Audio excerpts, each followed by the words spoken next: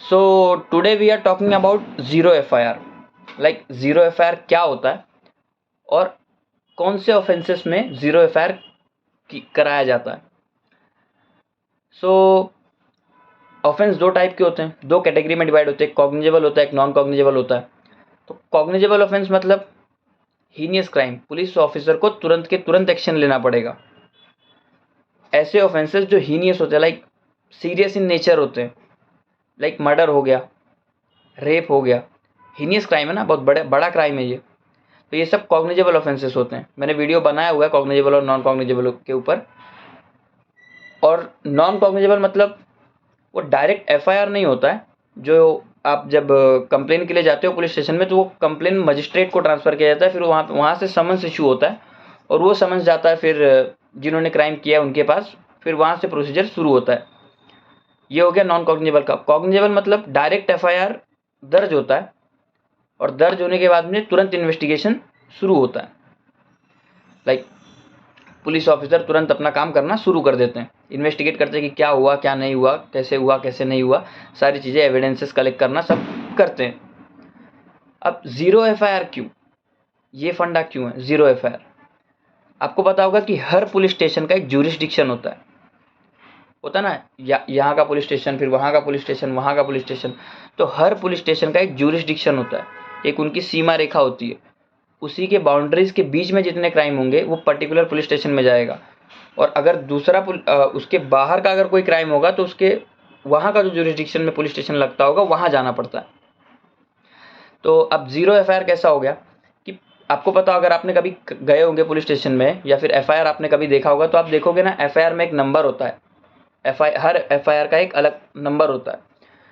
तो अब क्या होता है, अगर आप समझ लो कोई क्राइम हुआ और आप पुलिस स्टेशन गए, और पुलिस स्टेशन में गए तो आप उन्होंने बोल दिया कि हमारा ज्यूरिसडिक्शन है नहीं, कुछ हीनियस क्राइम हो गया, लाइक मर्डर हो गया कहीं पे, और आप गए, मतलब आपने देख लिया वो होते हुए, या फिर XYZ रीजन में आपके घर पे, या फिर आपके किसी दोस्त का मर्डर हो गया। एग्जाम्पल के लिए बता रहा हूँ कि आपके किसी दोस्त का मर्डर हो गया, आप देखे और आप भाग भाग के पुलिस स्टेशन गए, सबसे नज़दीक में जो पुलिस स्टेशन मिला आप वहाँ पे चले गए, बोले ऐसा ऐसा हुआ है, आप जल्दी से जल्दी चलो मेरा एफआईआर दर्ज कर लो, इस बंदे ने मर्डर किया हुआ है। तो पुलिस ऑफिसर ऐसे नहीं बोल सकते कि नहीं हम आपका एफआईआर नहीं ले सकते, ज्यूरिसडिक्शन नहीं है वगैरह वगैरह। उनको एफआईआर लेना पड़ेगा। आप बोलो कि उनको आप ज़ीरो एफआईआर लो, लेकिन अभी के अभी चलो, नहीं तो वो एविडेंसेस जो है वो मिटा भी सकता है, सबूत जो है वो मिटा देगा, गायब कर देगा। तो इसीलिए ज़ीरो एफआईआर कराया जाता है, इसीलिए ज़ीरो एफआईआर का फंडा लाया गया सीआरपीसी में। अब ज़ीरो एफआईआर कैसे हो गया? अब जब आप रजिस्टर देखोगे ना पुलिस ऑफिसर का, जहाँ से आपको नंबर मिलता है, जो एफआईआर का नंबर होता है जहाँ से मिलता है ना, वो एक डायरी होती है, वो डायरी में एंट्री रहता है, एफआईआर बुक रहता है।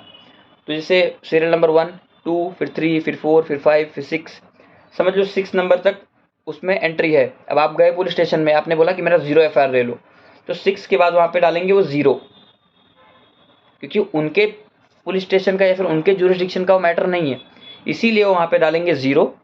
फिर वो तुम्हारा एफआईआर दर्ज करेंगे, फिर वो जाके इन्वेस्टिगेट करेंगे, और उसके बाद जो कंसर्न पुलिस स्टेशन होगा, लाइक जिसके ज्यूरिसडिक्शन में वो एरिया आता होगा, उनको वो ट्रांसफ़र कर देंगे वो पर्टिकुलर मैटर जो ज़ीरो नंबर पे था। अब ये ज़ीरो नंबर पे था, आप समझो दूसरे पुलिस स्टेशन में मैटर गया, वहाँ पे पहुँचा था सीरियल नंबर 5 तक, 5 एफआईआर हुए थे टोटल। तो जो अब अगला नंबर पड़ेगा वो 6 नंबर रहेगा आपका सॉरी